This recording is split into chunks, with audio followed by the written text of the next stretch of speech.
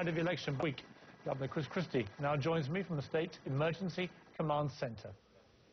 Governor, thank you for joining me. I watched these extraordinary scenes over New Jersey today, really quite unprecedented. I've never seen anything quite like it. Have you ever seen anything like this in your lifetime? No, I haven't. In fact, to Piers today, I toured the Jersey Coastline both by helicopter and I landed in 2 spots on the Jersey Shore, and I can tell you that I've never seen devastation like this in my life, not here in New Jersey.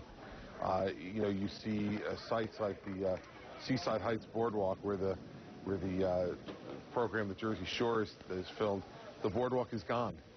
It is gone. Amusement rides, a roller coaster, a log flume in the ocean. It's incredible. Homes destroyed. It's an awful thing. New Jersey people are known for their resilience. They're tough people. You yourself are a tough guy, and I've seen that many times. But how do you deal with something like this? How do you rally them? How are they reacting on the ground? Well, listen, you know, today people are devastated. And so my job today is to let people know that I understand how they feel. I share their feelings, but that we've got to suck it up and move on. And that's what we're doing. And I gave out a lot of hugs today, Piers, on the Jersey Shore, because there are people who are really hurting. But I also told them we're going to rebuild. And we're going to start making the assessments towards rebuilding tomorrow. Today's kind of a day of sorrow for people here when the sun came up and we saw what this storm wrought on our state. But today's the only day of sorrow for New Jersey. We're now going to mix sorrow with determination.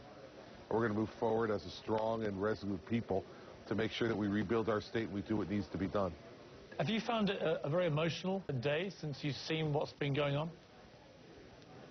Sure. I mean, listen, that area in northern Ocean County, Seaside Heights, Seaside Park, that was the Jersey Shore of my youth, where I went as a kid with my parents on vacation and where I go now with my children. And so to see so much of that destroyed was a very emotional experience for me today, no doubt. You've taken charge, as you've always done in these situations, in a very impressive way. People have been surprised that you've been so outspokenly supportive and praiseworthy to the president. I'm not surprised knowing you, but explain to me why you were happy to do that so close to an election when some might say politically that wasn't the best thing for you to do. This is much more important than any election, Piers. This is the livelihood of the people in my state.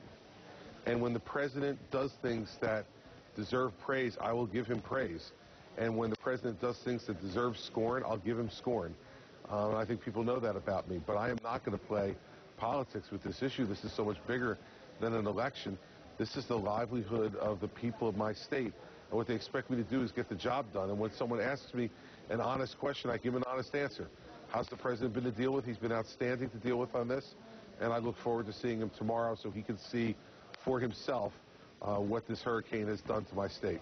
Well, I congratulate you on that position. I think it's time that leaders like you took that position. I think the president has behaved impeccably over all this, but I think that this whole issue of Washington being at war with each other, this is a prime example of how politicians should behave and come together in times of crisis for America. Well, let me cut to the quick here, Governor. What are the crucial things now for people in your state who are watching this, who want to know what to do? What should they be doing when they watch this tomorrow, the next day, and so on for the rest of this week?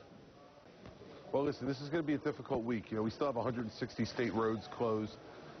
We still have 2.6 million households without power. So this week I'd ask them for their patience. It's not going to be easy to move around the state. It's not going to be easy to operate in your own home without power. But we're slowly but surely going to get power back on. But it is a monumental test. To give you some sense of scale, Piers, 2.6 million households without power, that's 1.2 million more than lost power during Hurricane Irene. I mean, this is a monumental task that we have in front of us. So I'd ask them this week for their patience. And then the week after that, we're going to need their resilience as we begin to go back to work and rebuild our state. But we're going to continue to work. We're doing search and rescue missions now still. We're doing them all day. We've been saving hundreds of people from places across New Jersey, and law enforcement is committed to continuing to do that until nightfall again tonight, and then we'll start again tomorrow morning. You have a young family. Are they all okay? Where were they when all this was going down? Was it the family home? And what do you say to your children? What does any parent say to a child when this kind of catastrophe happens on their doorstep?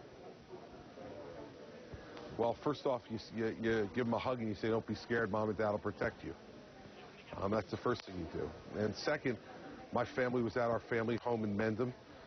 When we lost power finally late yesterday afternoon, the state police moved them down to the governor's residence in Princeton, where once we arrived, we shortly thereafter lost power there as well.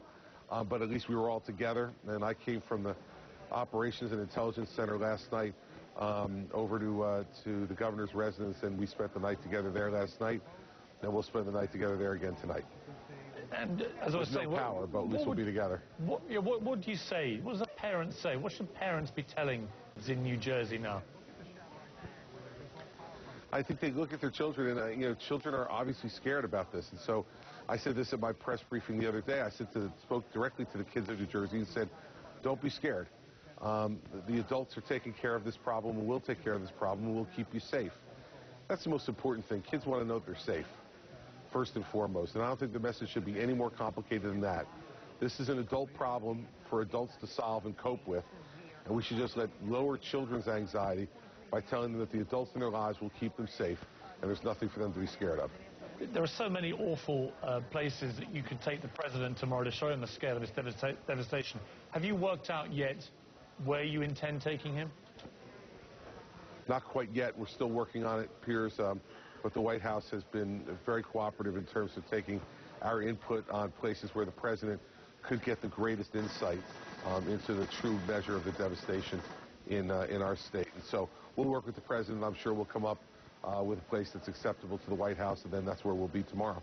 When you come into politics and you become a governor or even higher level, you know that you're going to get hit by natural disasters. But did anything really prepare you for this kind of thing? No. I mean, even going through Hurricane Irene last year and that freak October snowstorm, I thought prepared me for natural disasters, but nothing prepares me for what I saw today. What I saw today was the changing of lives, Piers. The ruination of homes, of neighborhoods, and of places that were a part of my growing up as a son of this state. Those places will never be the same.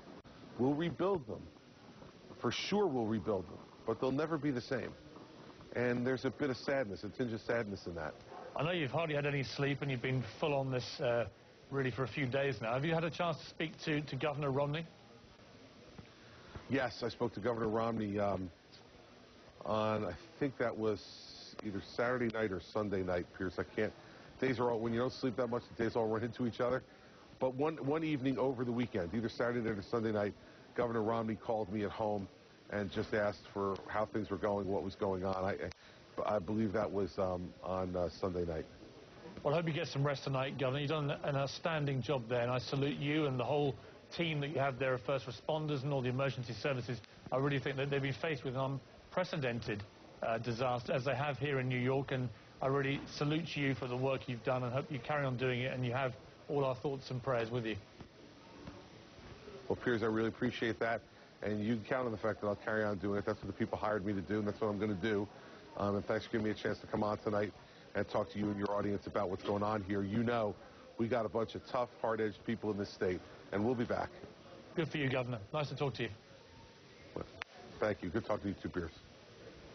Governor Christie, a tough guy and a good guy. Let's go now to Newark Mayor Cory Booker, who joins me on the phone. Mr. Mayor,